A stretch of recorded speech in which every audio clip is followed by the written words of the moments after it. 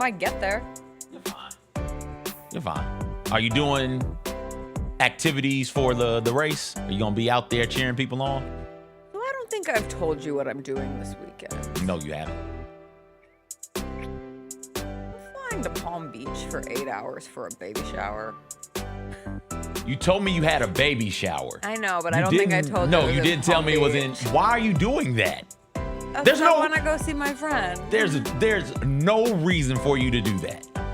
But I might not get to see my friend for a long time. This is kind of like the last hurrah. She's about to have a baby. Last hurrah for 8 hours? What are you going to do in this last hurrah? Well, my other friend is coming too. We decided to go together. It was a tag team decision, and we both texted each other last night. Last chance to back out. What are y'all doing for 8 hours? Oh, I don't know. I mean, the baby shower itself is like 3 hours at some restaurant. And then we'll just go back to her house and hang out. And I'll go to the airport. And then you'll go back to the airport. And I'll watch the games on my... I told Chris I can either watch the games on the couch or I can watch the games in the sky. Like, I'm going to be doing the same thing regardless. It is one of the crazier things that I've decided to do. I fly out at like 7 tomorrow morning. And then you come back? At 6:30. Tomorrow evening? Yeah, well, I don't get home until 11 p.m. But you hop back on the plane at 6. You are. Yeah, I land at 11:30 a.m. and I get back on the plane at 6:30. You're an insane person. So I guess technically that's 7 hours, not 8 hours. You're wild. I'm an adventurer. Are you? Yeah. That doesn't seem like an adventure to go to a baby shower. Yeah, but it's more like the act of seeing the friend. Wait, hold on. You don't know what a hot toddy is? How do you not know what a hot toddy is? Jacob doesn't know what a hot toddy is? Jacob doesn't know what a hot toddy is. I might have a hot toddy on the airplane. It is tea, liquor warmed up. And honey and lemon. A good hot toddy has all of those ingredients. Yes, but it's basically just tea with a shot of whiskey or two in there, and then you doctor it up with however you want to doctor it up with. Yeah. You could add some spice. You could add a little like apple something. You could, absolutely. You could do it with Fireball cinnamon. If you want to get that cinnamon. They have hot toddy mixes. Yeah. Old Dominic's has a really good hot toddy mix. Okay. Yeah. All right. What's up, everybody? It is Friday, December 5th. It is going to be a good day. Jessica Benson with you from the Grind City Media Studios in Memphis, Tennessee. CJ Hurt behind the glass coming up on today's show. It is another Grizzlies game day. Grizzlies Clippers tonight at FedEx Forum. 2 Grizzlies home games this weekend here in Memphis. We did get a John Morant injury update yesterday. We'll get into that. We will take a look at the Memphis football coaching search that continues. Will the Tigers have their new head coach by the end of the weekend? We'll talk about the latest there. We have a special surprise guest joining us in studio. He is very famous. He was kind enough, big-hearted enough to take some time and join us in studio this morning. Whitaker will also join us as he does each and every Friday. We'll do our RAGGOWs, our games of the weekend in college football and the NFL Conference Championship weekend ahead on the college side of things. A great NFL slate. We'll do a little music Friday. It's a Friday in honor of the sad entertainment news that happened today. Netflix bought Warner Brothers. That's all, folks. You have to do the voice. That's all, folks. That's all, folks. The world needs B2K.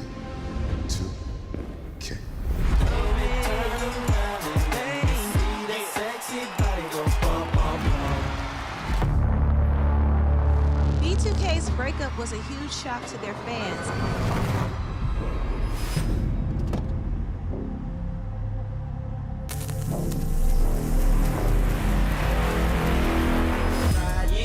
Boys for Life Tour. Jeff Dunham, Artificial Intelligence, his all new tour. You're the other white meat.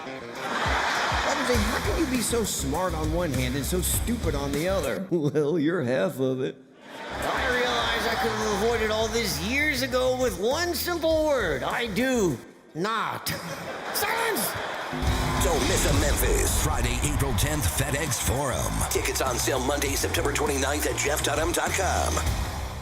Sonic Radio. Welcome back to Sonic RNDIO. That spells radio with me, the CIO. This just in, the new Sonic $1.99 menu lets you build a crave-worthy meal for just $1.99 an item. Whether that's a creamy shake, crispy tots, or a quarter-pound double cheeseburger. This just out. Ostriches. They're mean, not very cute, and in my opinion, way too big for a bird. Don't miss the Sonic Fun 99 menu. 5 items, always $1.99. Live free, eat Sonic. Tax not included. See menu for details. Grizz Nation gets set for tip-off 1 hour before every Grizzlies home game with the warm-up show. Get the latest news, notes, and analysis live from courtside at FedEx Forum. Who's going to be the tougher team that rebounds and prevents second-chance opportunities? Join me, Lang Whitaker, along with Michael Wallace, Jessica Benson, and other personalities from Grind City Media, Memphis, and around the NBA. 1 hour before every home game, live at Grind City Media on X, YouTube, and the official Grind City Media mobile app.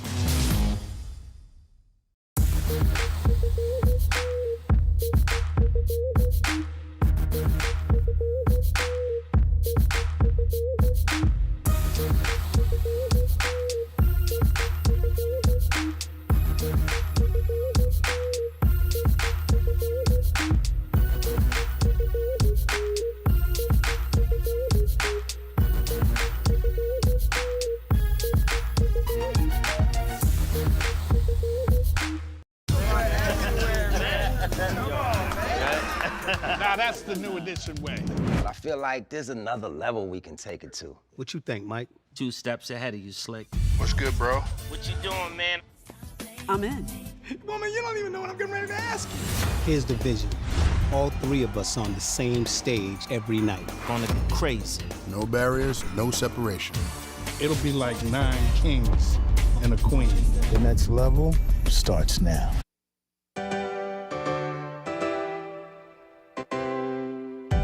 Feels great to feel the sunshine. Gotta own the day like it's all mine. Just got paid in his own time. Been working hard, I've been on the grind. I deserve this feeling, having my way. I've been on this healing. This is my day. The sun's out, let's have a little fun now. I wanna let it all out. That's what it's all about. Cause I deserve this feeling, having my way. I deserve this healing. This is my day. Grind City Media presents The Jessica Benson Show with CJ Hurt. Live from the Grind City Media Studios on YouTube at Grind City Media and the official Grind City Media app. What's up, everybody? We have made it to the end of the week. It is Friday, a fun weekend ahead. It is a big weekend in Memphis, Tennessee. 2 Grizzlies games here at FedEx Forum. 1 Memphis Tigers basketball game here at FedEx Forum against Baylor. It is the St. Jude Marathon weekend, which is always one of the most electric weekends downtown of the year. And we continue to monitor the Memphis football coaching search that kind of got some juice last night. CJ, were you online last night? No. What were you doing last night? Anything fun? Watching football. What time? Because I was watching Big Bang. I don't know. It started to kind of like circulate over a couple hours. I was watching Big Bang Theory from after I made dinner from like 5:30 till about 7:15. Yeah, make my way through it. Still funny. It's so good.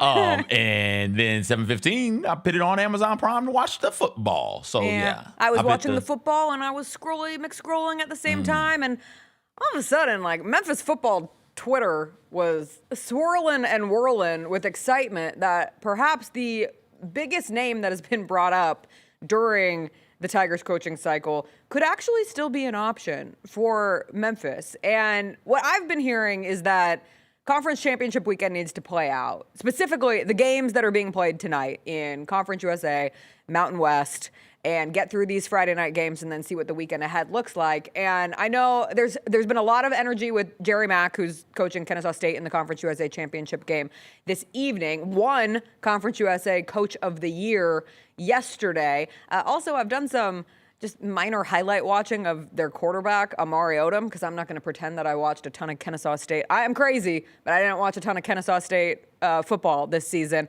But he's intriguing. He'd be an intriguing addition if that were a move that were to be made with Jerry Mack coming to Memphis. But the name that has felt like a pie in the sky this whole time, that has consistently gotten thrown out but kind of been pushed aside with, I don't know if it could really happen, is Dan Mullen. And it sounds like Dan Mullen is not totally out of the question for being the next Memphis football coach. This is all rumors and speculation and hearsay, but he is coaching UNLV in the Mountain West Championship game tonight against Boise State. And it sounds like there is still genuine belief that Memphis could make one more push for him. And perhaps this is a job that he would not see as a lateral move and certainly not a down move. And listen, obviously you're thrilled that this is even a potential for Memphis because it really does represent a handful of things. Most notably, it would represent they have money. They have money and they're not afraid to spend it because the price tag for Dan Mullen is going to be pretty darn high. And it also shows that Memphis really does have its place within this hierarchy of non-power 4 jobs. And that's a really solid place to be. I know coming off of National Signing Day, which isn't what it used to be, and you don't have a coach and so much can change, but Memphis got 19 commitments still. Like, shout out Reggie Howard for managing to have 19 guys still commit to come play football at Memphis. And they're second in the recruiting rankings for the American. And that's only because Temple has like 30-plus guys who signed on National Signing Day.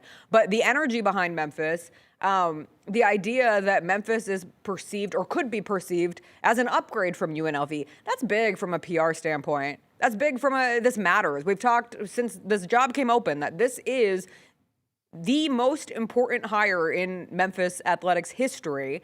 You really have to hit because of what this means at this specific time in the college athletics world and Memphis' place in that world. And man, if you got Dan Mullen, that is a absolute home run. I think fans would be ecstatic. I think fans would buy season tickets tomorrow. It's just a name, right? It's a name who coached in the SEC, and that matters. And does it speak definitively that Dan Mullen will be an incredible head coach at Memphis? Not necessarily, but you can dream. You can dream that Memphis is back in a place, not back in a place, well, yes, back in a place, but hasn't been that way for 6 years, where every year they are competing for an American championship, where perhaps they're winning an American championship and having the opportunity to play in the college football playoff. So obviously it's all just scuttlebutt. It's the buzz, but the internet was buzzing last night with just the sheer potential of it. Oh, okay. Yeah, so that's what you missed. Listen, you want the there are a bunch of different seasons in sports. We're talking about college football, but college football, where we think of it as, oh, it's 2 seasons. There's a regular season and there's a postseason, and then there's some preseason maybe, so maybe 3 seasons, right? But you got recruiting season, which is always ongoing. You want to win all of the seasons. You want to be what everybody's talking about at the end of recruiting season in a good way, not a bad way. You want to be what everybody's talking about coming out of spring practice and spring games and the preseason. You also want to win coaching, hiring, firing season, right? And getting Dan Mullen for the Memphis Tigers, somebody who you said SEC experience, has some significant achievements in the SEC, familiar with the Mid-South because he coached in Starkville. He's got a name that carries weight in this region from a recruiting standpoint, already got relationships with high school area coaches and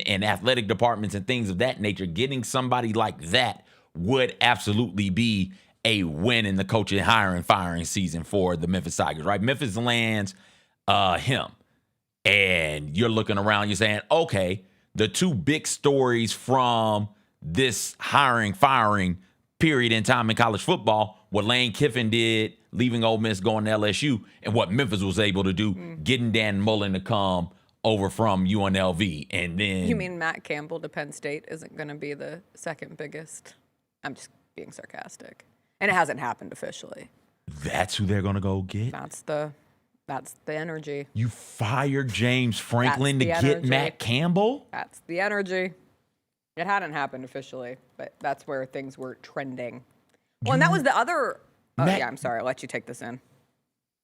Yo!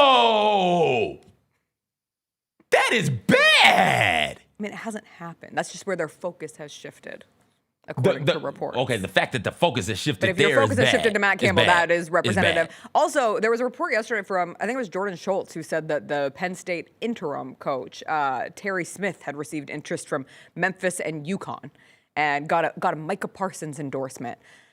That's not going to bring as much buzz. And again, I'm from everything that I'm hearing, a lot of the energy is towards Jerry Mack, who I think would be a tremendous hire. If that's who Memphis ends up hiring in the cycle for Memphis, not for Penn State. Penn State's on. The energy has shifted to Matt Campbell. Be better than Matt Campbell. Yeah, no, I mean. We don't know what Mack is. I feel like I know what Matt Campbell is.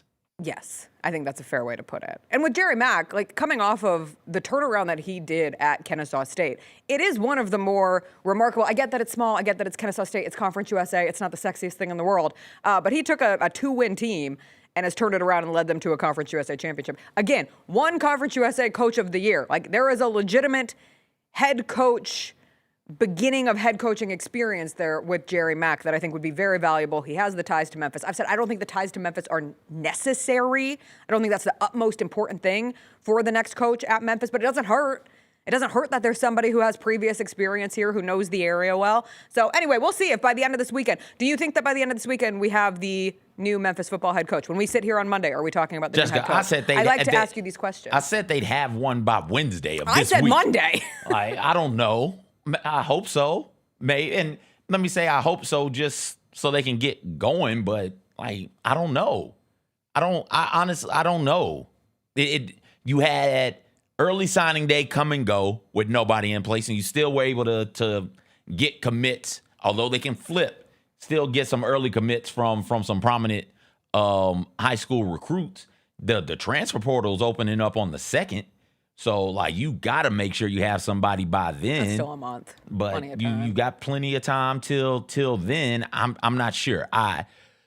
If what reports are saying are true and to believe, then sure, why not? Let's believe them. Once this weekend's championship games end, like people will be more willing to give their commitment to Memphis from a coaching standpoint. So yeah, I'll say by Sunday, Memphis will have a football coach. Sunday at like 10:17 a.m. Central Standard Time. Well, and that's where even like the American Conference Championship game, which is tonight, which I'm boycotting because Memphis isn't in it and they would have had such a wonderful, clear path to the college football playoff. I'll be watching Kennesaw State, Jacksonville State instead. Actually, I'll be watching Grizzlies Clippers right here at FedEx Forum. But even the news that Tulane is trying to hire the LSU defensive coordinator, Blake Baker, and Tulane is trying to wait until they get through their conference championship game in the American. Apparently, Lane Kiffin is still trying to figure out a way to perhaps hold on to Blake Baker. Like, all of this stuff is pretty fluid until we get through conference championship weekend. And then I know we'll start the attention on bowl games, but more notably, like the college football playoff. And then everything else will start to kind of take its own form before you get to the transfer period on January 2nd. All right.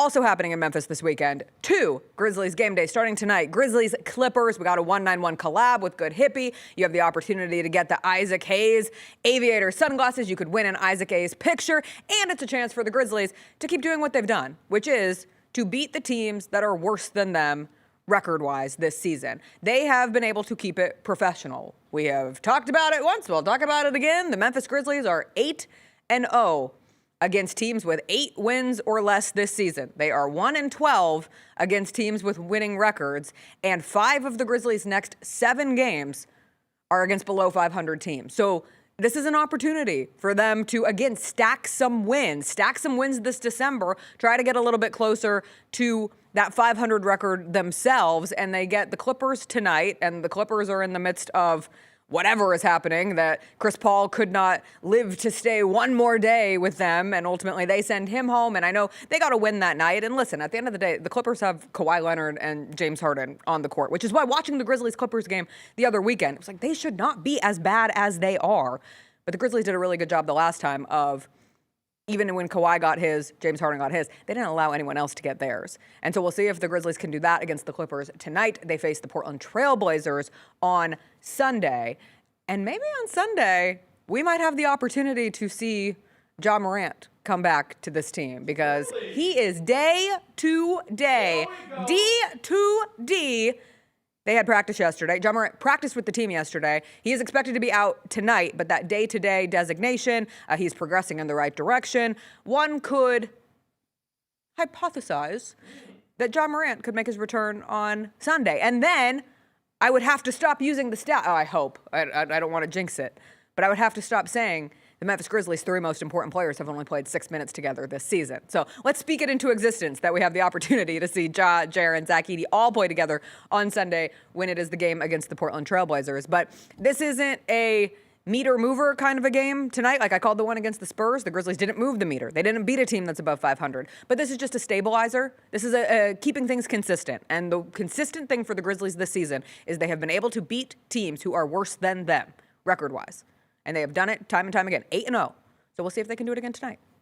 I think every game they play is a needle mover because You're moving it? You start losing these games, then doesn't that move it the other way? That's true. Yeah, so you got to go out there and win all of the games you're capable of winning. You don't get very many games where you are a bit better, especially in the Western Conference if you're the Grizzlies, where you are right now, it's currently constructed because of the injuries. You're better than the opponent on the other side of the court. And even if you are better, it's not by much. It isn't. So this is a game where, like, all of these games are, you want to go out there and win every single one of them. And I know must win carries a certain connotation, but they're all must win. You can't come out here lax because you are playing for, like, postseason livelihood right now. We'll look up in March, April, whenever the postseason start, May, and we'll say, if they could have got that game here, this is one of those types of games. If they could have won at home on this Friday night against this team who we think they were better than, maybe that would have made a difference in seeding in some way. And maybe that's the game that keeps them from being a 9 versus a 10 or an 11 versus a 12, right? So let's got to go out there and win this. I look forward to seeing if everybody can continue to play up, right? Like I feel like Jalen Wells is playing up, like above what he has been so far in his career. And this might be the new standard for him, where it's like, oh, okay, this is what Jalen Wells is actually capable of. Somebody who can make threes, but is also capable when you close out on them, shot faking, putting the ball on the floor, going by you, making plays, and still being a really good defender. Want to see Cedric Coward can continue to be a bit of a Swiss Army knife on steroids, being able to impact the game on the offensive side of things, both scoring and getting to the rim to try and get those offensive rebounds and defensively be a menace around the perimeter as well. And can Zach Edey continue to be on this big man, big time run that he's been on since coming back? So it's some good stuff to see in this game, absolutely. Yeah, Zubats had been the most notable center, most accomplished center that he's gone up against. And he won that matchup the last go-around. I'll also say Jaren Jackson Jr. was great at the end of the game against the Clippers. Obviously not so great in the Grizzlies' loss to the Spurs. And we've talked about Jaren just having to be more aggressive, performing like the best player on the court in critical moments. And back on the home court tonight, I know, Mike Wallace talked to Jaren after that game in San Antonio. He knows he needs to be better. He's the first one who knows that he needs to be better in those scenarios. And so this is an opportunity to revert back to what we saw in the game against the Clippers, which was promising and felt like, oh, maybe this is a corner being turned. Now maybe it can carry over to this opportunity at home. Grizzlies Clippers tonight at 7 p.m. We hope to see you there. We have a very special celebrity guest joining us in studio. CJ has to go. You have to go get him. I have to. No, not yet. Okay. I have to tell Senior that his boy is here. Oh. This is Senior's favorite. Is he so excited? Senior, he doesn't know. This is like the most famous person who will have sat in the studio this week. And Master P sat in the studio this week. So like it's going to be big. We're going to take a break. Lang Whitaker is going to join us for it. We'll do a joint interview with this very special famous guest. Lang Whitaker will join us. We'll talk more Grizzlies. We'll obviously talk about the upcoming college football weekend as well with Lang after a quick break.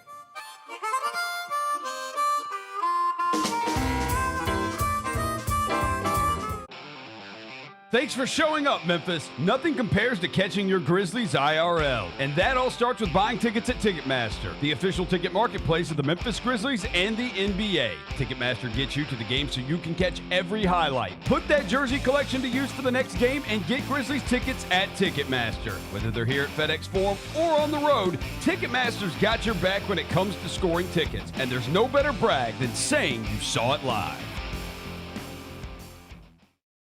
Own the 2025-26 Grizzlies season with the 10-game Flex Pack, the ultimate way to catch all the action on your terms. Choose your favorite matchups from intense rivalries to weekend thrillers and customize your pack to fit your schedule. With 10 games to pick, you'll never miss the moments that matter most. Visit Grizzlies.com/packs today to build your perfect ticket pack and cheer on the Grizzlies your way. It's your team, your season, and your schedule. So don't miss out. Kroger shoppers and Grizz fans. Want exclusive last-minute discounted ticket deals texted straight to you? Sign up with the new Kroger Buzzer Beater deal. Fans can sign up by texting Grizz to 636-479 or visit your local Kroger store in the Delta Division and scan the QR code. By signing up, you agree to receive recurring automated promotional and personalized marketing text messages from the Memphis Grizzlies. Consent is not a condition of any purchase. Message frequency varies. Message and data rates may apply. Thanks for showing up, Memphis. Nothing beats catching your Grizzlies IRL, and nobody knows that better than you. So next time you want to hit up a game, Ticketmaster's got your back with tickets to every upcoming matchup. Whether you're catching the Grizzlies at home or on the road, you'll find tickets at Ticketmaster, the official ticket marketplace of the Memphis Grizzlies and the NBA. Keep putting that jersey collection to use and get Grizzlies tickets today. There's no better brag than saying you saw it live. See you courtside again soon, Memphis.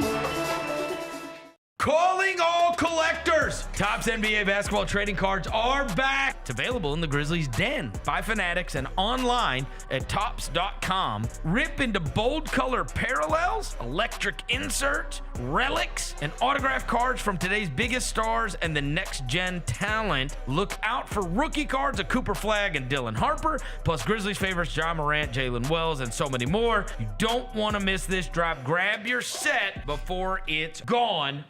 Grizz Nation, Friday nights just got a whole lot better. Introducing Buckets and Brews, the ultimate way to tip off your weekend. Every Friday this season, grab a terrace-level ticket to the Grizz game and 2 12-ounce Miller Lights for just $55. Get great seats, cold brews, and Grizzlies basketball. It's everything you need to start your weekend off right. So get the deal that's too cold to hold. Go to Grizzlies.com/Friday to lock in your tickets today.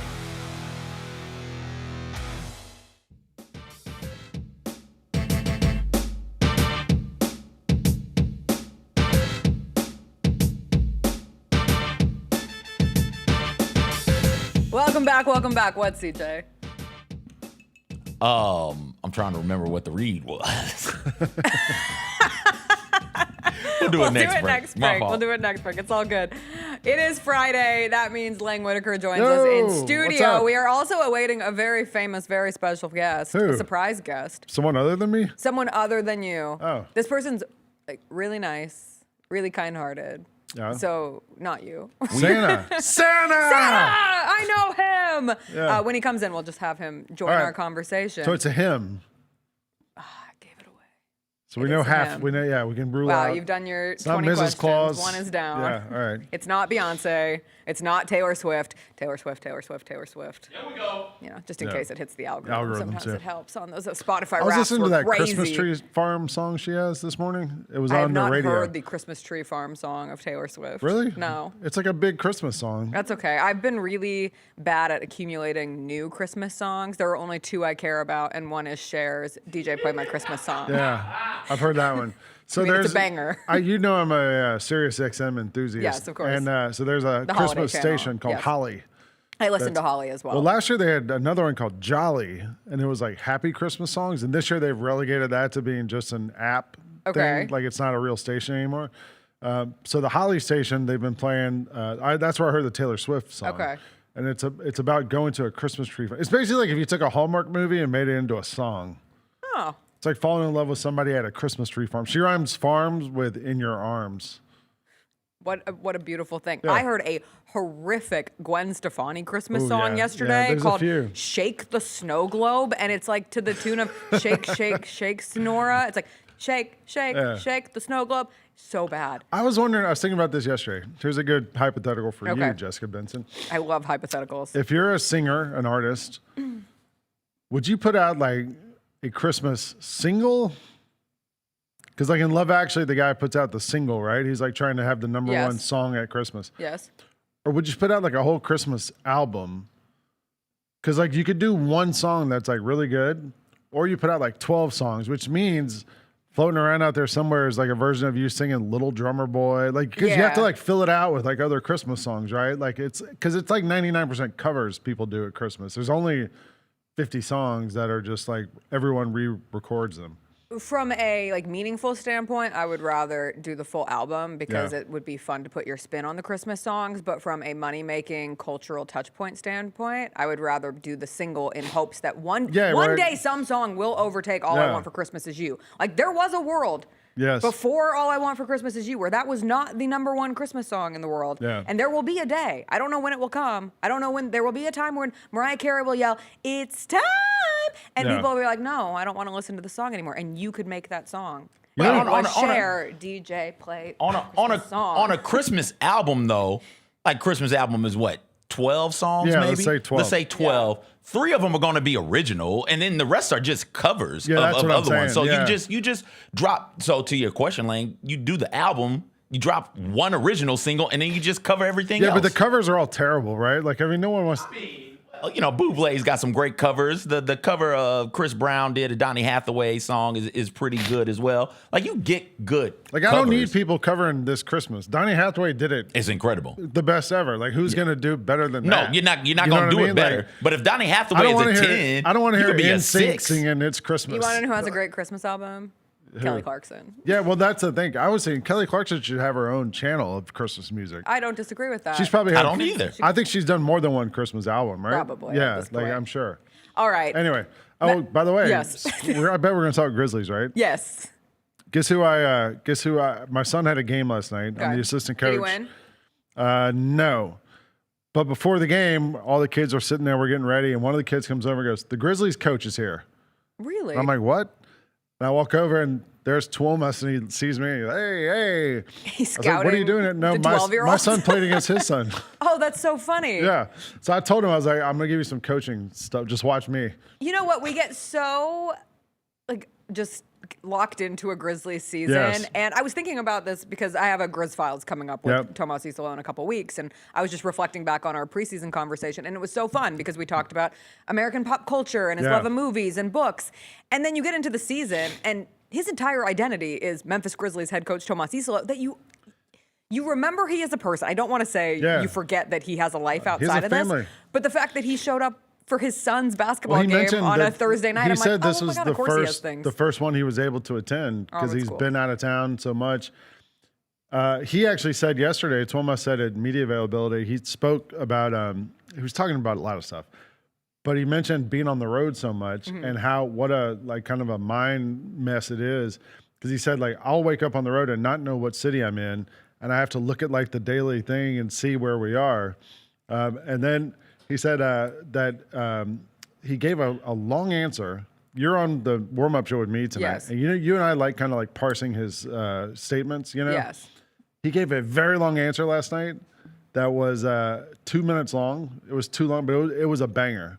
Okay. And so we're going to go over it tonight on the warm-up I can't show. wait. I've got it like set aside for us to go So we're going to through. dissect it. Yeah, a little bit. All right, we're going to get back to Grizzlies, Somebody but we just did showed just up. have a very special, very famous guest join us in studio. Oh my. Well, hello. It's great to see me. How are we all doing this morning? We are Great doing to be here. fantastic. Oh, hi. I'm the Grinch for those who live under rocks. Yeah. Oh, I mean, thank you for the introduction. Thank you, Because I'm thank not you. sure people would. Yeah, quite but know you who would never are. know. You would never know. I mean, these days. my wonderful Looking co-host producer, amazing in the CJ. best sweater I've ever seen in the history of the world. Heard you were coming in. I had to pitch you on. I have to tell you. You are my father's favorite character. Really? My father loves him some you. It's an honor. Is your It's father's an honor. heart 2 sizes too small? It's 3 actually. He'll get there. He'll grow one day. We'll figure it out. I brought a present for the Grinch. You brought a present for the present Grinch? for me? Yeah, Oh because my I know gosh. like you don't hate Christmas, you just don't like being alone. Well, yes, no. So I brought you some Christmas cookies my son and I made. So Oh my yeah. goodness! Watch Well, it. thank you. I hope they're made of garbage and onions. That's my favorite. But sugar and butter and flour. I guess that'll work too. It'll be great.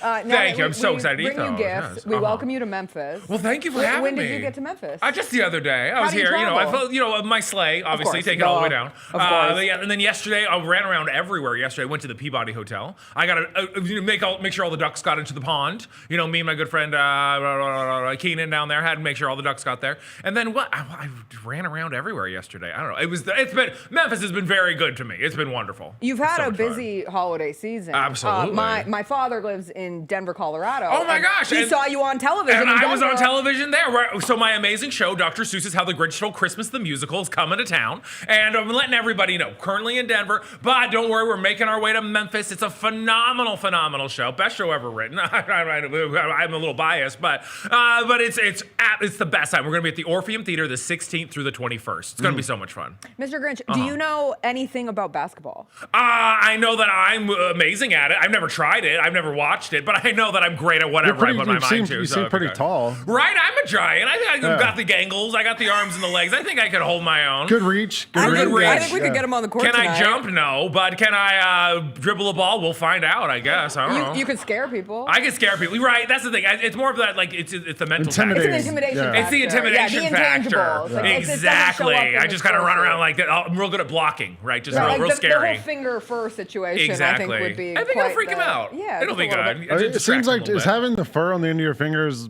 practical? Well, I mean, it does. You want to know who does my nails, though? Yes. Ariana Grande. Yeah, it's all real ponytails. Yeah, they just stick them on. They stick them on the end of my finger. I said, you know what? That's great. I love that. It's it's more fashion than anything else. I think. At that point. You're really making a statement. Thank you. Does it ever Thank so you. it gets in the way? It gets it. Well, no, but also my nostrils are giant. When I put the fingers up there, it really helps to clean everything out. There's It's like a Swiffer sweeper up there. Yeah. You're just making picking your nose Just picking, yeah, normal again. Absolutely. Meg picking your nose normal. Where's my hat? Meg picking your nose great again. Come on. That's what we need. Grinch, where's Exactly. Max? Well, I couldn't bring him here today. He'd want to run around and make friends with everybody. Don't worry, he's at home. He's hanging out. He's watching Bluey, right? He's watching Paw Patrol. Big fan of Snoop Dogg and Pitbull. Huge fan. Really good. Oh, yeah, Mr. 305, Mr. Worldwide. He's a good guy. Listen, I'm sure he's a great guy. I've never met him myself. But, the icons, we know each other in the grand scheme of it all. The single namers, right? The Pitbull, the Grinch, Madonna, Cher, right? We all hang out together. Jessica watches dogs professionally. Oh, she would love to watch Max. You could have watched. I should have known. I would have brought. But it's fine. He's I'm sure you pay really well. Hey, I pay real well. Do you tip? Well, no, but. Listen, my heart's grown. It's not gigantic. Like, let's calm down. Like, how do you manage with that? Because I feel like it must be kind of difficult to go from living a life with a really small heart. Just a life of being in control of everything around me to letting other people also be involved. It's growth is what it is. I put up with it for a couple hours a day. Right, which is better than nothing. It's pretty good. Which just used to be 0, and now it's like, well, let me go into town, do a little lap, see who's down there. A little walk every now and again. It's a good time. What do you want for Christmas? Peace and quiet. And other than that, for the Grizzlies to win every game ever, obviously. Shout out, For everyone to buy tickets to my amazing show, Dr. Seuss's How the Grinch Stole Christmas, coming to the Orpheum Theater the 16th through the 21st. And a nice sweater.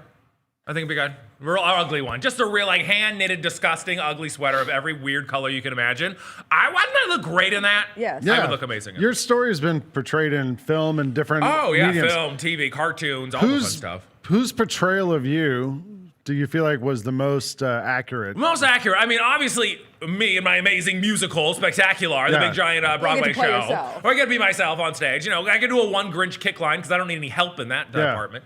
But other than that classic cartoon. Oh, the classic from the 60s. Oh, the first time that I was green, that the world got to know I was green. In the book, I'm just black and white. Yeah. Fun fact, the book is just black and white, red and pink. And then, like a lot of stage in our show. And then me, I come in green in the 60s. And, make sure the world knows how amazing I am. All those movies and stuff, I don't feel like like they really captured your real personality. They're Hollywood, right? And they have to show, of course, before my heart transformed into being the amazing human Grinchy I am. It's a wonderful time. It's great. You mentioned your nails done by Ariana Grande, but green has never been hotter because Wicked is back in the stratosphere. Absolutely. Well, me and my good friend Alphabet, we go to a support group with Shrek and the Ninja Turtles and Oscar the Grouch and Kermit the Frog. It's called It's Not Easy Being Green, and we meet on Thursdays, and it's a real we get a catch up there, and I'm her stories being told around the world by amazing, phenomenal people. Right. I'm really happy for the success Alfie's got. Yeah, really good for her. Do you think it's going to lead towards more green?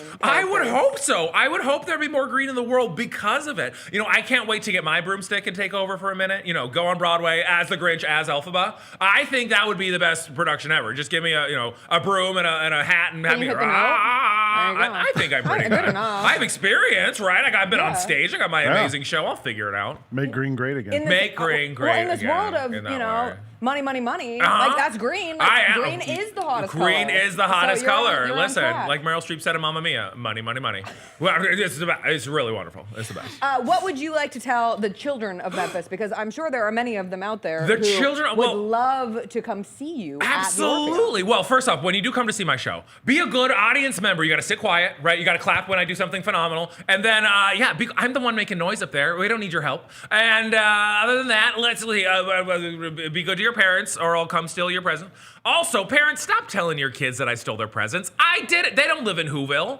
Use it as a threat. Don't actually say, sorry you didn't get the bike. The Grinch must have stolen it. I don't know. I thought Santa Grinch, you bring that up. I legitimately told a group of kids you were coming to steal their presents that's fair. 10, 12 years ago. But only use it as a threat, right? It was a threat. They still got their gifts. Good. They still got their gifts. And of course, the kids, one thing I really want the children to know, aside from seeing my amazing show and being a great audience member, is you make sure to brush and floss your teeth. I just started doing that, but I only do the ones I want to keep. That's the trick. Only flush and frost the teeth that you want to keep. That's my best. That's my biggest form of advice I think I'd have. When's the last time you had Who Hash? Who hash? I mean, listen, so at the big old feast, they put in some who hash and they add a little garbage and onion for me because I won't eat it if it's not, of course not filled with stuff that the Grinch loves. So, every year I have a who hash every now and again, for the sake of respect, right? I carve the roast beast. We have a little who hash. It's a wonderful time. But you get a special mate. You get your who hash. I get my own special. Yeah, they make me and the celiacs. We all get our own little special stuff off to the side. It's good. You will be at the Grizzlies game, I believe, on Sunday. I'll be there on Sunday before the game, making sure everyone gets their seats properly, right? Taking pictures with everybody, saying hi. Listen, I'm not a bad guy, right? I'm just silly looking. I'm a giant. I'm green. Sometimes kids, it freaks them out a little bit. But no, I don't bite. I might smell. That's a different issue. And it's, I'd love to meet you all. Come to the game. I'll say hi. Give a big old wave before. We'll take pictures together, have a fun time, and then go enjoy the game. Of course, I'm going to leave. I don't have time for basketball. If I'm not the center, if I'm not going to be on that court playing, which I'm not because I'm terrible at it. No, we'll get you out there. I don't know. We'll see. We'll find out maybe. But I don't really want to be there. But it's going to be great. I'll be there for 4. We have a giant. He's not green, but he's 7'4". 7'4"? I feel downright petite next to him. I'm who-sized compared to him. I'll look so little. I'll look so You'll teeny never tiny. look skinnier. No, thank you. Finally. Well, we are so excited to have you there. We're so excited to have you at the Orpheum. It's great coming to be up here. this week. I'm so excited. Thank you for joining us this morning, Mr. Grinch. Thank you for having me. It's an such a absolute gift. blast. My amazing show, the 16th through the 21st at the Orpheum Theater. Look around, get tickets. Buy it from a trusted source. Don't just give your money to anybody out there. Go to the Orpheum website. They'll tell you the proper place to go. Beautiful. It's a good time. Thank you. Thank we will take a Have a wonderful day. very quick break. We will come back. Lang's going to stay with us on the other side, and we'll talk more Grizzlies. And be sure to come see Mr. Grinch at the Orpheum this week and at FedEx Forum for the Grizzlies game against the Trailblazers on Sunday. We'll be right back.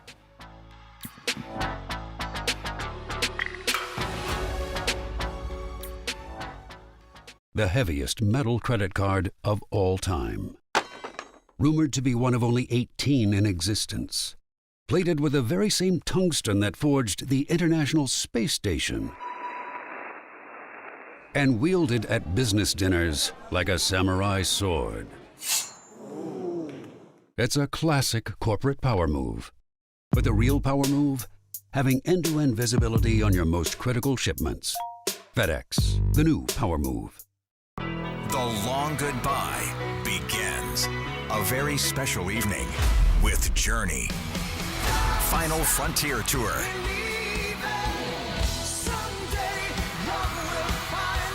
Journey. Tickets are on sale now at journeymusic.com. your chance to say goodbye to the songs that changed our lives. Journey. Final Frontier Tour.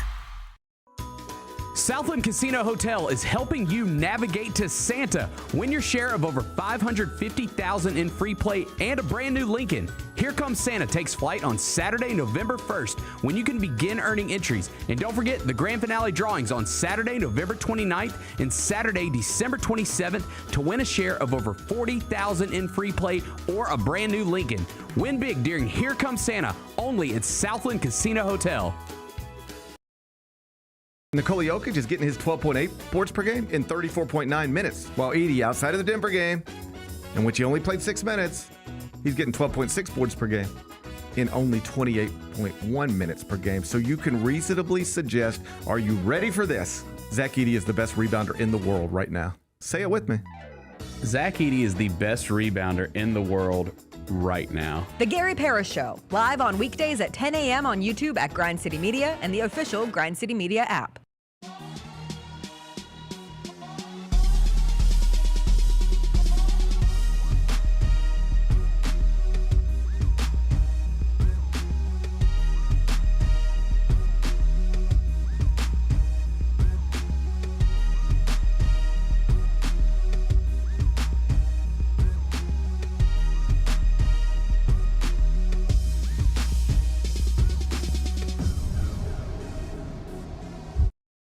The Grizzlies are proud to team up with Prime Global Group, a company on a mission to redefine real estate investment.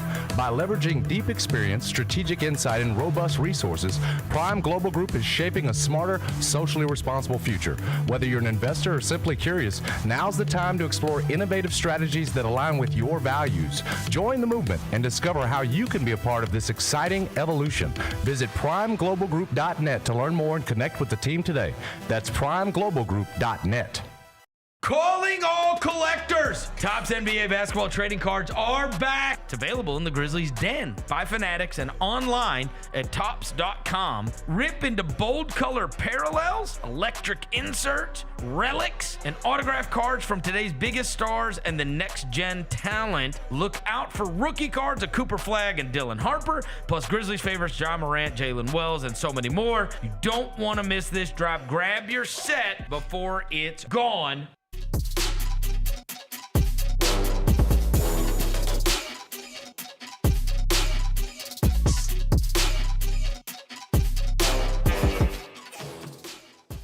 This holiday season, forget the ordinary and give the extraordinary. Holiday ticket packs are more than tickets. They're a pass to slam dunks, buzzer beaters, and unforgettable memories. Imagine the roar of the crowd, the thrill of the game, and the joy of sharing it all with family and friends. Holiday packs are the ultimate way to spread cheer. Don't settle for socks or sweaters. Give the gift of Grizzlies game days and visit grizzlies.com/packs. Welcome back. Welcome back. Thank you for joining us with the Grinch. The Grinch. The Grinch. He was great. He was great. Good energy. Yeah. Maybe he could play. I'm glad we got to meet him post the heart growing session. Like if we'd met him before, he So apparently, turned. Sometimes the Grinch has some mood swings. Regresses. I've heard. Yeah. I've heard. Yeah, there are good days and bad days. We appear to have gotten the Grinch on a very positive, very bubbly. It must be the Memphis spirit. You know, that's just the way that it works. But I have heard that there are times where the Grinch shows up and he's very angry. Makes children cry. Yeah. Like my husband works at a children's hospital and they had to decide not to have the Grinch come visit the children's hospital because sometimes he makes kids cry. And if you're a sick kid, like the last thing you want to do is cry and be afraid of the Grinch. CJ had warned me like the Grinch might be in a... He might roast you. Yeah, it might be in a bad mood. He's kind of mean sometimes. I mean, to be in Memphis, like he really could have leaned into the checking side of things, but it's okay. I appreciate the compliments. Maybe it helped that I gave him cookies. That's lame. Right off the top. Like you gave him cookies right off the top. I'm here with his face on. I wore green for him. You wore green, right? So he felt comfortable. We smothered him with kindness from the jump. We were the holiday season. Our love smothering people was large enough that it helped him grow his. I don't have a segue that uses large Doesn't heart. matter. I'm just excited that John Morant was How about practicing for the Grizzlies something yesterday. with Zach Edey? Large Zach Edey. Perhaps we see Zach Edey and John Morant actually play a full game together by the end of this weekend. They played 6 minutes. I've said it over and over and over. You were at practice yesterday. John did practice. He's day-to-day, not expected to play tonight. there certainly is an opening for it to happen on Sunday. But what did you see from John? What did you hear? I just saw at the end of practice, everybody was shooting around. Ja had a sleeve on his calf and was shooting around on one of the goals with, I forgot who, on that far end down there. Getting up shots, moving around like pretty much normal. The one thought I had was watching Ja shoot and going around the perimeter was like, for another player to get healthy enough to play is one threshold. But for Ja Morant to get healthy enough to be Ja Morant is probably a different layer or level of athleticism than most people, right? Like for Cam Spencer to be healthy enough to play, he's got to be able to run in a straight line, slide side to side, whatever. Ja's got to be able to jump over people to play his game. Sure. So when Ja comes back from an injury, I bet there's a different level there you're waiting for him to get to or needing him to get to be healthy. Even Zach Edey, though, was talking yesterday about him coming back from injury and from the surgery he had over the summer. And Zach said he feels like he's still 85, 90%. Like he's still not 100% back from the injury. He said his wind is still like kind of the thing he notices the most when he's playing, but he feels so much better being able to move and all that stuff. And I think that's kind of partly why we've seen him just explode this last week and a half when he's come back. I do find myself thinking as we watch Zach Edey, he didn't have an off season. Yeah. Like he had surgery. And the fact that he's taken this leap from year one to year two is really a positive, promising sign for this Grizzlies team. I'm curious, like, what do you want to continue to see from Zach Edey? Is it just the consistency? I mean, he's not going to score 32 every night. He's not going to have 19 rebounds every night like he had against the Clippers the last go around. But there is a forming double-double consistency. Yeah, well, you and I talked about this, I think, on this show a couple of weeks ago. Like, the Grizzlies have lost a couple of games by 30 points, and you're like, well, Zach Edey coming back is not going to change. He's not going to give you 30-point difference. First of all, he might. But second of all, Zach Edey being on the court just changes the math all the way down the roster. And you've seen right now, his ability to contest other shots, get all these offensive rebounds, tip the ball out when he can't get to the ball. He's changing like the way the Grizzlies play almost every possession. The other thing I think that has been such a big help for this Grizzlies team is Vince Williams playing point guard. Not necessarily like his playmaking, although he's been good at that too, but the more I watch them play, the more you just watch Vince guarding the other team's point guards and having Vince out there, having KCP out there, having Jalen Wells out there, and then Zach Edey behind all those guys. And Jaren, you have a defensive player of the year on the court too. Like, that's a really formidable defensive team the Grizzlies are able to roll out there. The offense is kind of like whatever we can get, great. And the defense is kind of leading to some of that offense.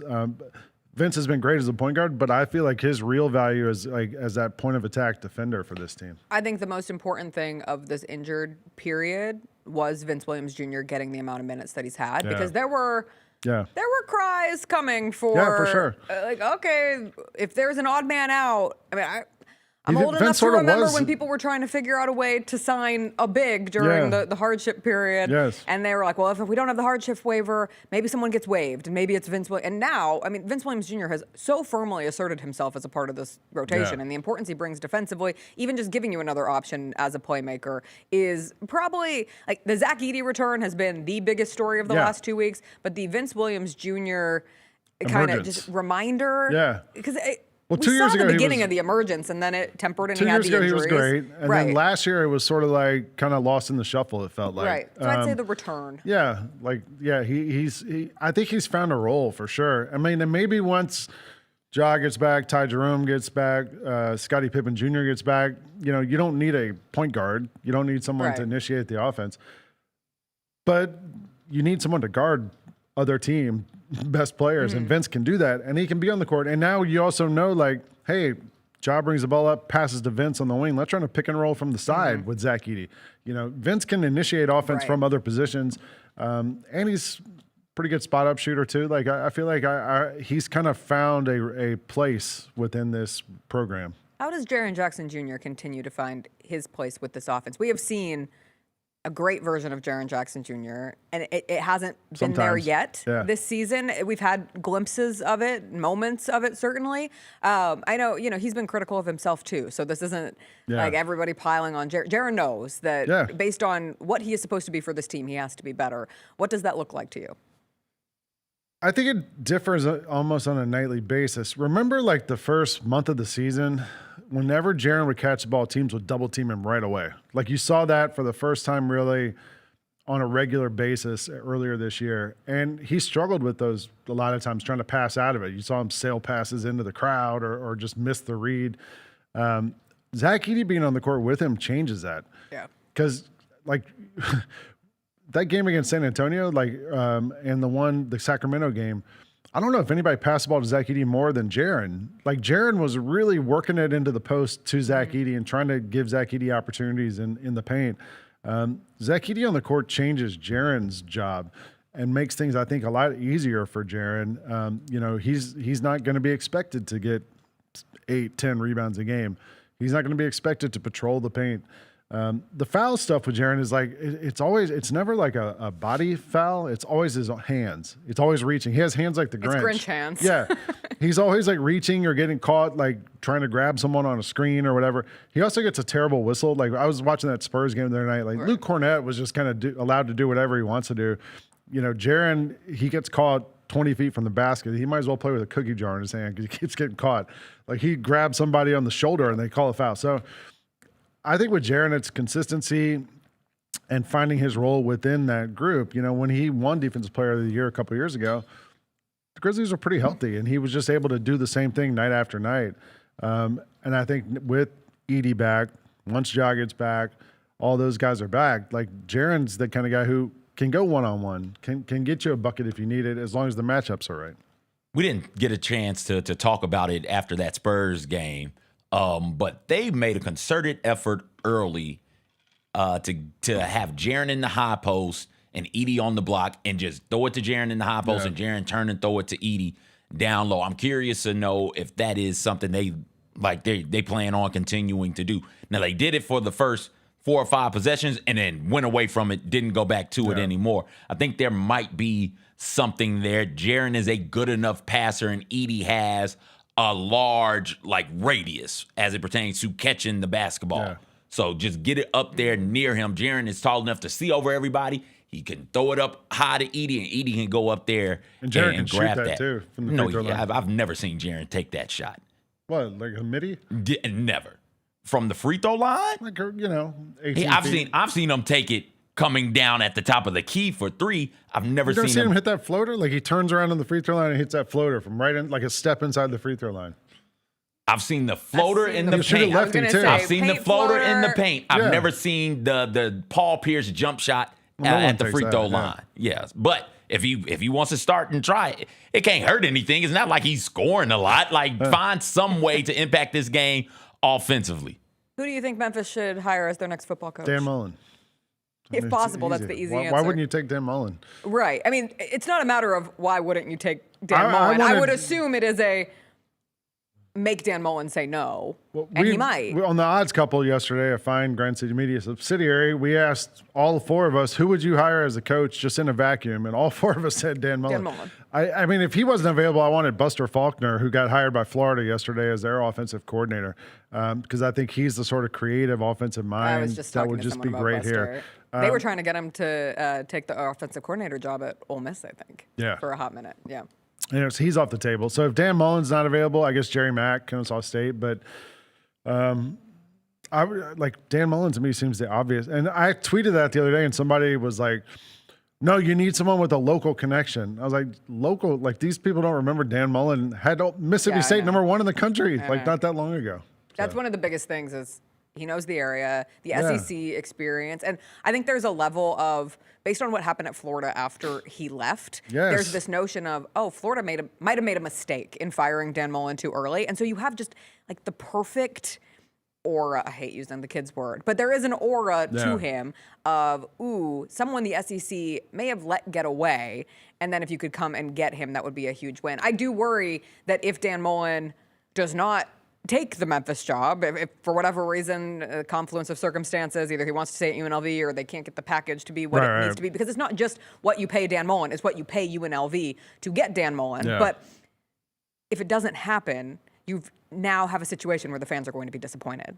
Yeah, but UNLV, just send them some rendezvous or something. They'll be fine.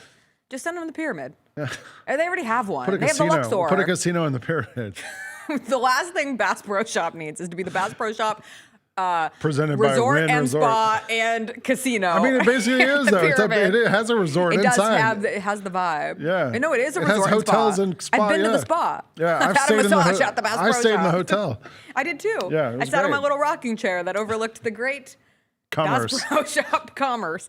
You know they have a person at Bass Pro Shop who is in charge of the animals?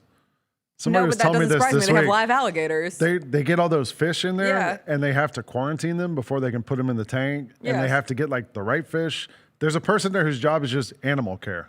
That doesn't surprise me one bit. Before we turn our full attention to football, I wanted to ask, are you going to be tuned in to the World Cup draw this afternoon? You don't care? No, I mean, It feels like a big deal. Yeah, it is, but you'll see it on Twitter 10 seconds later. Like, why do you need to watch it live? I don't want to see Tom Brady out there I don't either. need to see Like, Tom Brady, but it's so many different people. I think Eli Manning's doing the red carpet. Again. Heidi Klum, Kevin Hart, Danny Ramirez. The performances are Andrea Bocelli, Nicole Scherzinger, and Robbie Williams. Wow, I wonder if we'll ever be able to hear those people anywhere. Like, these are people who are overexposed as it is. We're great. The draw assistants are Aaron Judge, Shaq, Tom Brady, and Wayne Gretzky. Rio Ferdinand's the most exciting guy on there to me. He's the conductor. But he was at the F1 race last weekend. I saw him on TV. So like, Oh, all so you've these seen people him are all. on television regularly. It's not like we can't see these people at other places. It's a record 48-team field. Great. And it's currently split into 4 pots of 12, and then it'll be drawn into 12 groups of that 4 Yeah. that will then compete in the I just don't opening want round us to get in the robin. group of death like we get most Because that's years. what we'll know. Yeah. By the end of, I think it's at noon Central Time, or no, it's noon Eastern Time, so 11 Central Time.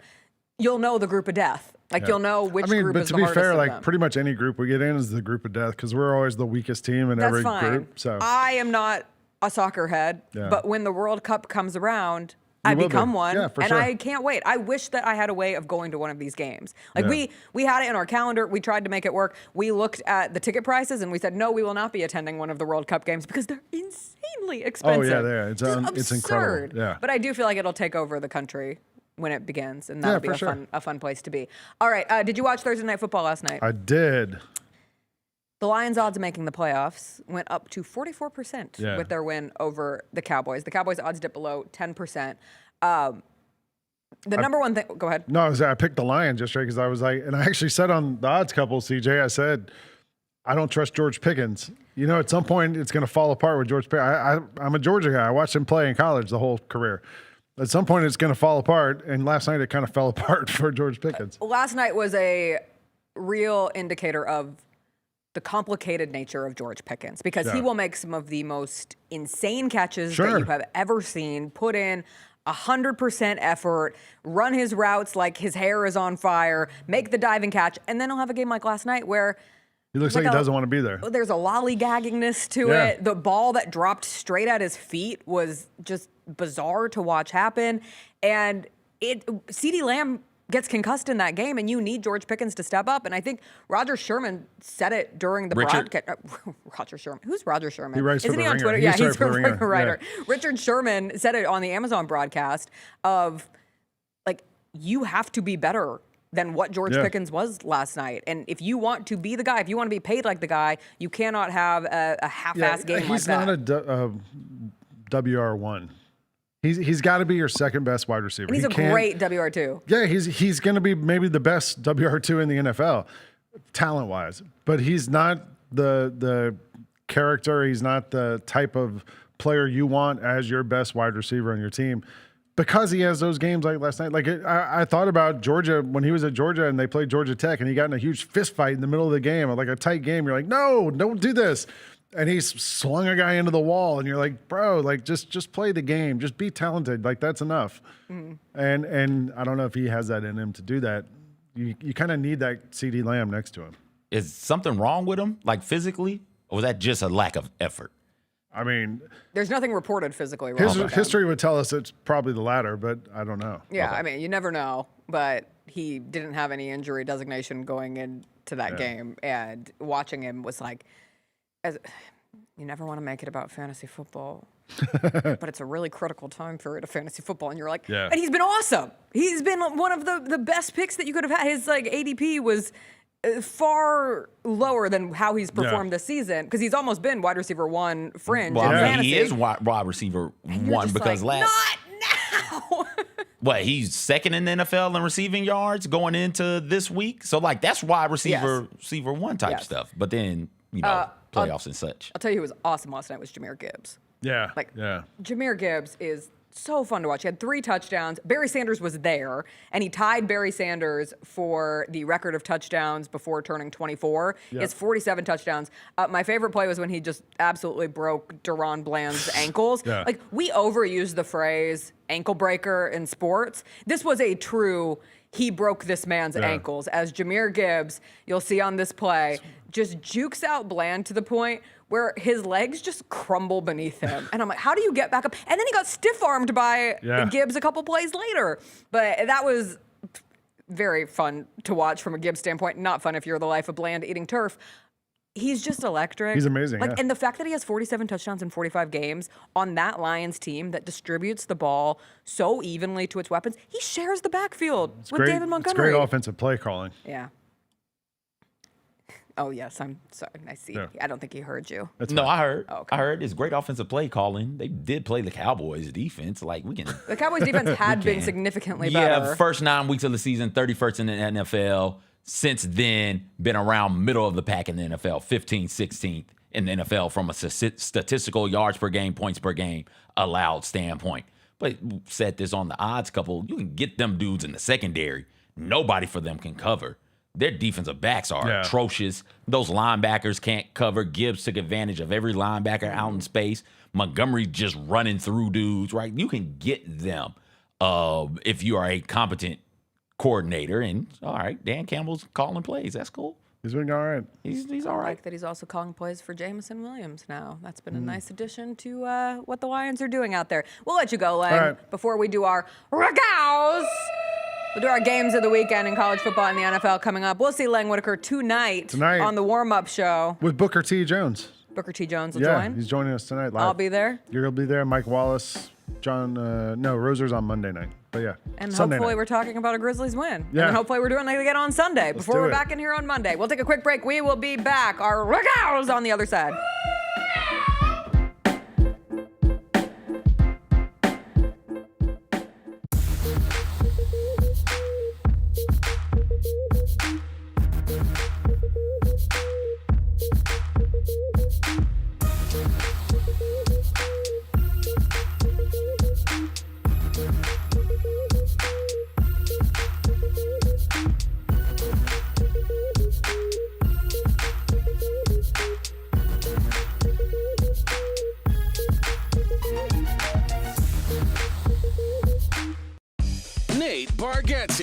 Look, I say a lot of dumb stuff.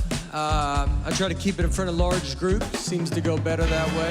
Big Dumb Eyes World Tour. When you say something dumb one-on-one, it's a lot for that person. I'll say it, then I can just feel that they feel the weight of my life on their shoulders. Tickets and info at NateBargatze.com. Don't miss the Big Dumb Eyes World Tour. Nate Bargatze. Grizzlies fans, dunks, dimes, and no-looks are great on TV, but nothing compares to catching them IRL. And that starts with buying tickets at Ticketmaster, the official ticket marketplace of the Memphis Grizzlies and the NBA. Ticketmaster gets you to the game so you can catch every highlight in person. From seeing your favorite Grizzly stars up close to hearing the squeak of the sneakers on the hardwood. Put that jersey collection to use and get tickets at Ticketmaster. There's no better brag than saying you saw it live. See you courtside, Memphis.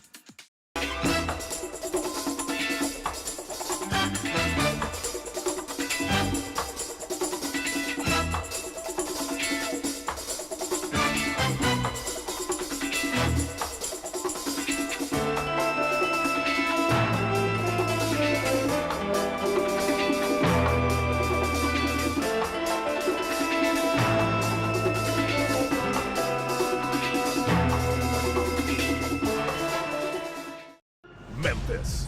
Monday Night Raw returns with non-stop action, unmatched energy, and the superstars you love. We don't get mad, we get even. We don't go home till we beat them. This is our time, we ain't leaving. Give me the crown Witness the moments you'll never forget. Monday Night Raw, Memphis. Monday, February 16th. Tickets and ringsider packages on sale next Friday. The Grizzlies are the one thing everyone in the family can agree on. So join us every Sunday this season for Sunday Family Fun Days. It's a steal at just $35 and includes a ticket to the game, a $10 food voucher, post-game free throws on the court, and a meet and greet with mascot Grizz. Space is limited, so grab your tickets now for this unique experience your family won't soon forget. Go to grizzlies.com/Sunday and have a fun day.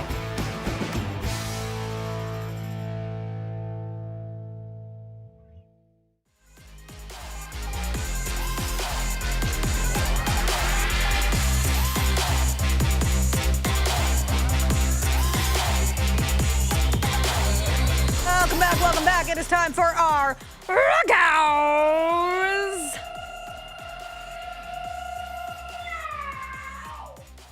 I started to get a little sad. This time of the year is always rough. The RAGGOWs are coming to an end. It's like 5 games to pick from in college. Would you like to pick Kennesaw State, Jacksonville State? I did my 5 games for Vernon yesterday because I got bumped from Master P on Wednesday. So I had to do a delayed best games of the weekend, and I refused to talk about the American Conference Championship game. So I did include the Conference USA Championship game of Kennesaw State, Jacksonville State. And then I was like, oh, the next thing I get excited for is the Pop-Tarts Bowl. And then I'll get excited. The college football playoff will be awesome, and all of the discourse around it and which teams end up being those last few in. I don't think anything that happens this weekend from this first game that CJ and I both picked makes a huge difference outside of who will be perceived as the number 1 team in the country, who will be the number 1 seed in the college football playoff, because you get Indiana versus Ohio State, number 2 versus number 1, 7 p.m. on Fox on Saturday. Ohio State, a 4-point favorite. Both of these teams 12-0 coming into this game. You get the potential Heisman face-off between Fernando Mendoza and Julian Sayin, although you know I am riding with team give the Heisman to Diego Pavia. But what either of those two could do in this game could catapult them to a Heisman moment. And you have the idea that Indiana football could knock off Ohio State for a Big Ten championship. And just the sheer audacity of that is kind of bizarre. We've talked a lot locally about the Vanderbilt turnaround, and I know Indiana got the real buzz last year and ever since they hired Curt Cignetti and what that did in turning around this program. But Indiana football is very real and has a legitimate opportunity to win a national championship. A big first step on the way to that would be figuring out a way to beat Ohio State on Saturday. This is a battle of the 2 teams who are 1 and 2 in efficiency ratings. Offensive efficiency, 1 is 2, the other one is 3. Defensive efficiency, 1 is 3, the other is 4. This is a battle between one of the most explosive offenses in the nation in Indiana taking on one of the stingiest, if not the stingiest defense in Ohio State. They allow under 8 points per game, like 7.8 points per game or something stupid like that. They're allowing just over 200 yards of total offense per game. Like that Ohio State defense is really, really good this year. This Indiana offense is really, really good this year. This is the game of the week. If you want to watch the best football game in college football, it's oddly enough Indiana taking on Ohio State for the Big Ten title. I look forward to seeing those Hoosiers go out there and whoop some Buckeye ass. I'll tell you what won't be the game of the week, but is the chaos-o-meter game of the week. Give me the ACC championship game. No one really wants to watch Duke, Virginia. I don't think so. I don't think that's a marquee matchup that anybody was hoping for this time of year, but 7-5 Duke could ruin a lot of, how would I put this? It's not going to ruin a lot of anything. It's just going to ruin the ACC.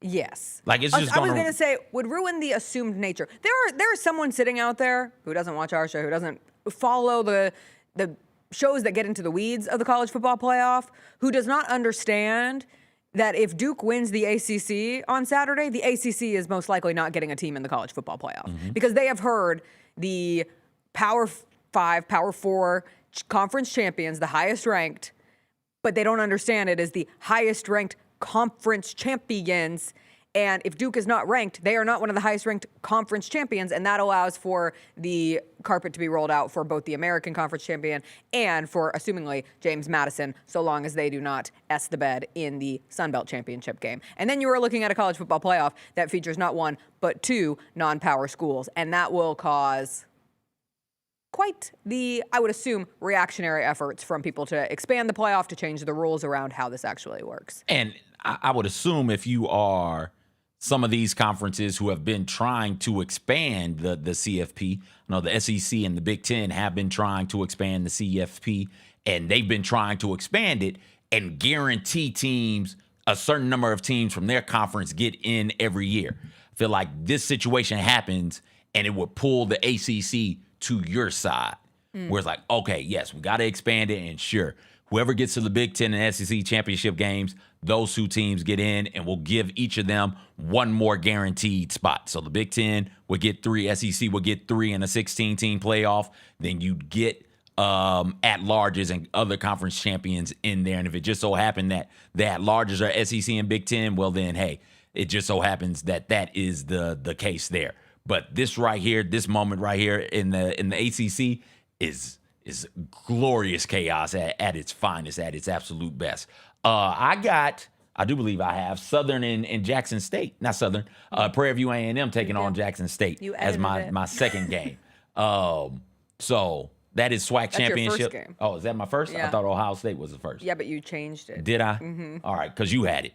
Jackson State, Prairie View A&M, SWAC title on the line, Black College Football Championship game appearance on the line. The winner of this one will go down to Atlanta next week, take on South Carolina State and Chanis Berry. So this will be a fun one to watch. And then your other one is the Texas Tech BYU game. Oh, I changed both of them. Mm-hmm. Oh, I didn't realize I changed them both. I shouldn't have. I should have just not done that and just been lazy. But Texas Tech BYU. This is more important than the SEC championship game and more important than the Big Ten championship game, because BYU loses and they're out. This is a legit elimination game for one of these schools, and I'm curious to know what would happen if Texas Tech loses. If they keep them in, they'll probably have to keep them in. But also Texas Tech playing for a bye. So win this, get a bye. BYU wins it, they get in. Texas Tech lose it. And I'm not sure if Texas Tech will be guaranteed a home game either with a loss. So you go from having a bye to maybe still being in, but even if you're in, you're having to travel to Norman or you're having to travel to Oxford to play a first round game. Right. Texas Tech is the better team. Texas Tech is the best team oil money can buy.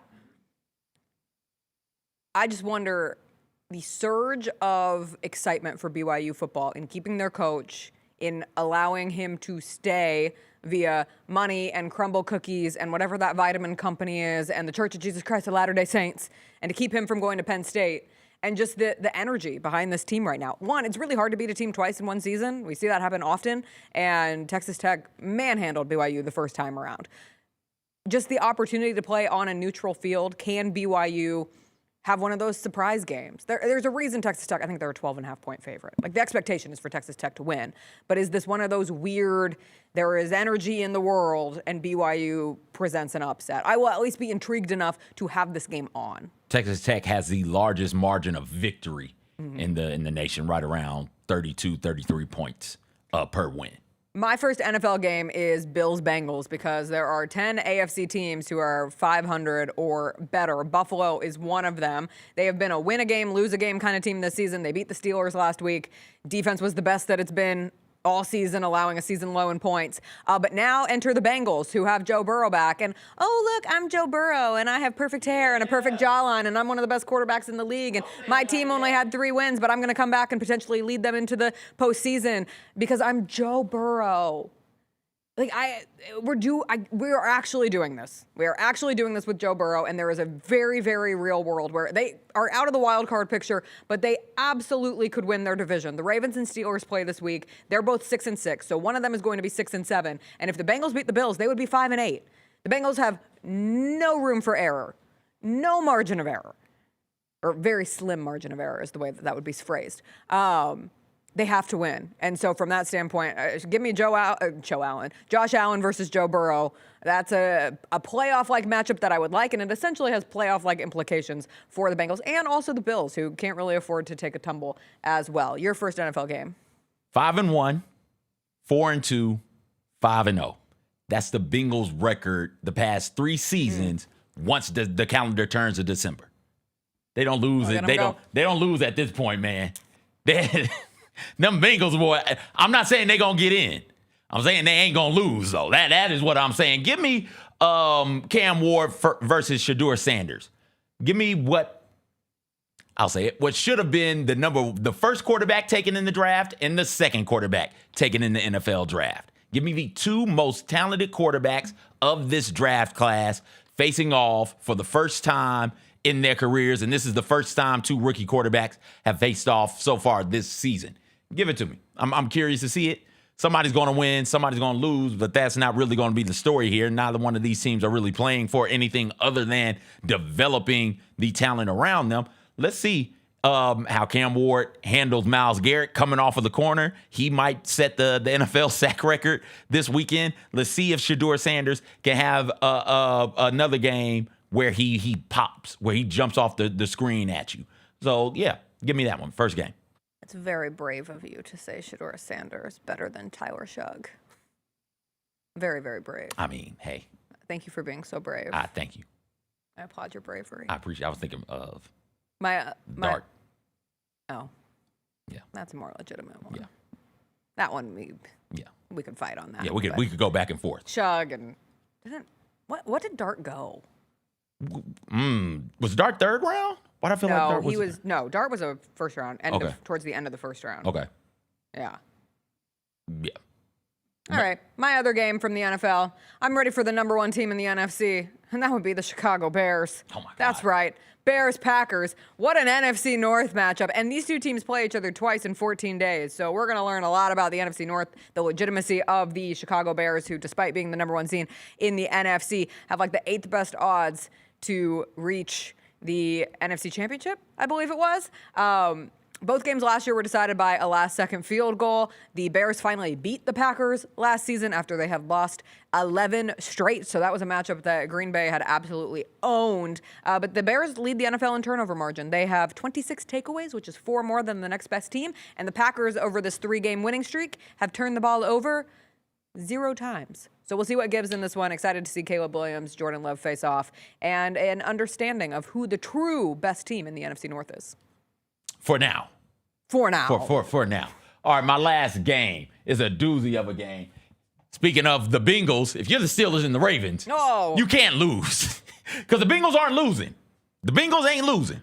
And you're chasing around trying to battle with one another. But don't get it twisted. The Bengals are breathing down your neck. They're a game away from being right there with you. You've got to win this game, though, to be first in this division. I do believe the Steelers lost to the Ravens earlier this season. Am I making that up? Either way it goes, must-win game for both of these teams. Hold on. I'm pretty sure they lost earlier. Because the Ravens, that's why the Ravens are ahead of them. Yes. Did they lose? Or is it a game thing?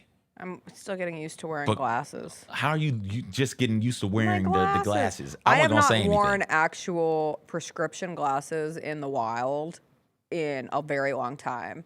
I became an adult and bought my first pair of new glasses since 2007. The last time I purchased a pair of glasses, 2007, when I was a sophomore in high school. There are some nice little Tory Burch glasses. They are like 8 prescriptions ago. So I don't think I could legally drive in the glasses that I have been wearing in my home life when I take my contacts out. But I got new glasses when I was in New York. I went straight to the optometrist. I got my lenses in. And now, some days, I'm going to be 4 eyes. Okay. I'm always 4 eyes because I have a lens over my eyes. They hadn't played. This is the first time. They have not played. This is the first time. I can now read. Okay. Thank you. Okay, good. It's a little hard, you know. Just out of curiosity. I told CJ I would get him out of here at 9:30 on the dot because who do we hate? Matta. Oh, my gosh. But for that reason, I did want to make sure that we got to Music Friday. Oh, turn up. You had your Spotify Wrapped. Oh, we're doing that? Well, yeah, because I feel a certain kind of way. Why? Because this time of year always makes me really jealous that I don't have Spotify. Because we don't get anything fun on Apple Music. All I get on Apple Music is my embarrassing #1 song and #1 album of the year, which I'm not getting into. But on Spotify... Is it the same one? No, it's even worse. No, Ed Sheeran took a #2, which is crazy. Who's #1? Do you know how hard it is for Ed Sheeran to get usurped, for the A-Team to not be my most played song of the year? Why is it crazy? Because every time I get in my car and I plug my phone into my car, it starts playing Ed Sheeran's The A-Team. And if it didn't play Ed Sheeran's The A-Team, if I delete it, you might say, Jessica, why don't you just delete The A-Team? Well, then it's going to play A-Punk by Vampire Weekend, and I like that song. And I don't want that song to be ruined for me by the obnoxiousness that is hearing that song. It just plays. Automatic plays. It just automatic plays. Something else. First song alphabetically. Alphabetically, and it's Ed Sheeran's The A-Team, because they take out the A, and it's A-Team, and it's so annoying. Do you not have 99 Problems on there? I do. It doesn't work. I don't know why. I've tried this. I've tried to figure out why it is the A. Don't ask questions. It's just my life is supposed to hear that sad, sad song about a drug addict wandering the streets every time I get in my car. Wait, that's what that song is about? Yeah, I think it's about a heroin addict. Oh, turn up. Am I wrong? I don't know. Hold on. I mean, it's probably about a heroin addict. I'm pretty sure it's about, white lips, pale face, breathing in the snowflakes, burnt lungs, sour taste, lights gone, days end, struggling to pay rent, long nights, strange men. Yeah. And they say she's in the Class A team. Yeah, okay. That's what I get every time I get in my car. Do you know, for me to have a song that gets played more than that song. What was it? I don't want to talk about it. I want to talk about your age on Spotify. Ahead. Oh, yeah. Because I don't get everybody, hold on, wait. Everybody. This is the cool thing that Spotify did this year with the Wrapped. After fumbling Wrapped last year because of a bunch of layoffs, people were like, Wrapped is done. It's not good. They've tweaked it a bit and added this. It tells you they try to guess your musical age based off of the types of songs you listen to. So everybody close your eyes. If you're driving, keep them open. But think, how old do you think CJ is? Got a number? Great. How old did you think I am? Or did you think I was? 37. You thought I was 37 from a musical standpoint? Yeah. Okay. All right. Cool. Throw it up there. Because I'm 53. This is incredible. That's nothing on my friends. I have friends in the 70s. I have some in the 70s. In the 80s. I have one friend who's 18. She's like, I'm barely legal. I don't know how to function in this world. I saw the best hat. Somebody made a hat that says, like, you're disgusting. Her Spotify Wrapped age is 18. Oh, my goodness.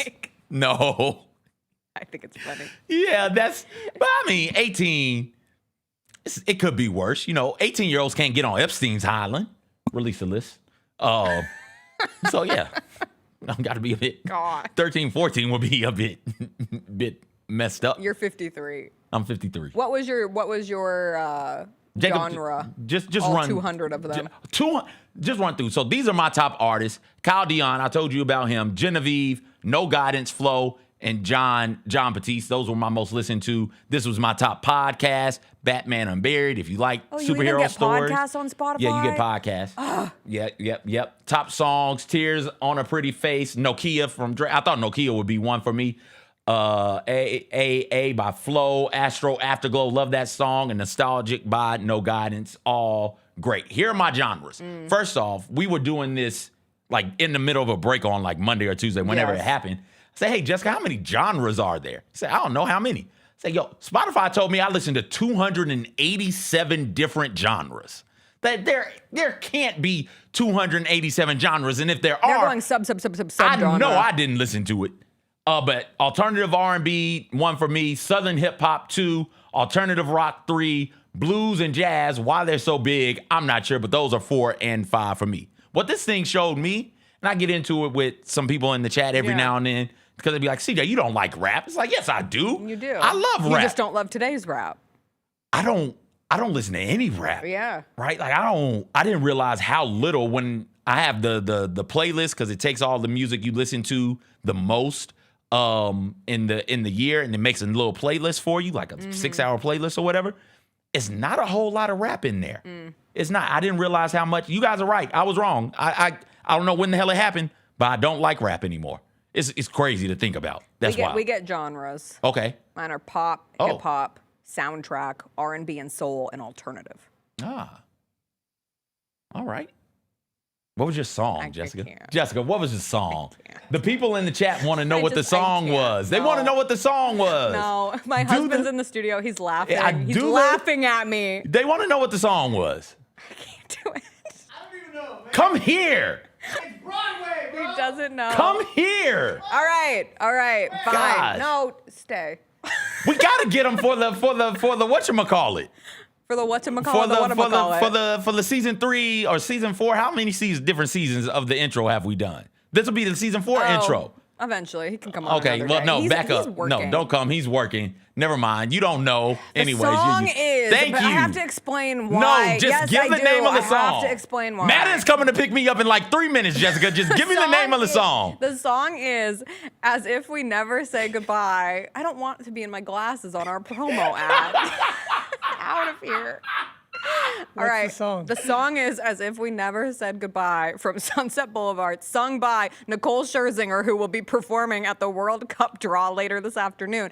And the reason I played it a million times, more than Ed Sheeran's The A-Team, is because there's this note in it that I became obsessed with figuring out if I could hold the note. And so every time I was like, don't make eye contact with me. Doing laundry, doing dishes, home alone, I would practice singing this song in my condo because our neighbors aren't there often, so I can sing as loud as I want.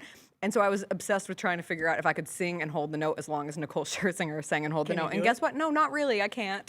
You get close? Yeah. Okay. I sound pretty good, actually. No, I can't. Oh, okay. I'm sick. Oh, okay. Anyway, so that's my embarrassing. What was the album? It's just embarrassing. The Sunset Boulevard So album that's the because album? of that song. Because of the song? My top artists are Doechii, Andrew Lloyd Webber because of that song, because he wrote it, Mac Miller, Valerie June, and Lady Gaga. I had a really weird music year. I listened to a record low number of minutes because I listen to podcasts all the time. My goal for 2026 is to listen to more music again. Okay. All right. It's crazy. Buffet bros for life. Buffet bro!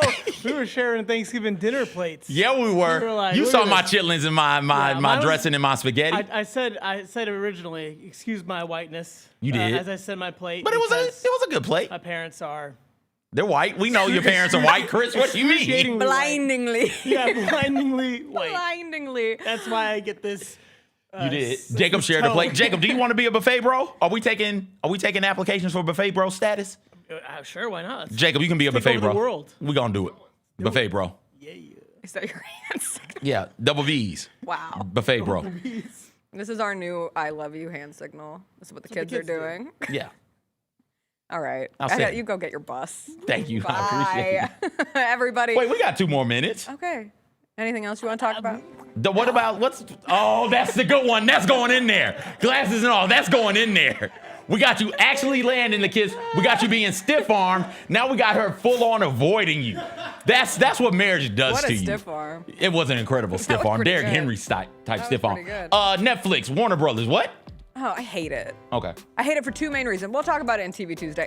I don't think the story is over. Paramount's going to try to fight this, which is hysterical. Okay. Because there's no winning in any of this. I'm worried that they're going to tank HBO Max, which, as a big fan of HBO Max television shows and the history of what HBO means to the TV space, that bums me out. And are they going to ruin the theatrical movie experience? And are they going to ruin 2-hour movies? And are they going to ruin movies? I'm concerned. I have concerns. You remember when Netflix was the anti-establishment? And then they got big enough. That was fun. And then they became the new establishment. Netflix now owns Batman, Superman, Harry Potter, Game of Thrones, The Sopranos, amongst many other massive entities. They own so much property. And that is a odd and kind of scary place to be. And it's not like Paramount owns everything too. So if they had won, I was rooting for Comcast, but you know what? Whatever, we'll see it. It's 9:30. It's time for CJ to go. Jacob wants to get out of here. I know. 9:30 on the dot. Everybody, Grizzlies, Clippers tonight. We will be there. And then Grizzlies, Trailblazers. That game's at 5 o'clock on Sunday. If you are running the St. Jude Marathon, good luck to you. Thank you for all that you do. Shout out to the kids of St. Jude. We'll be back here on Monday. We'll see you then. Bye.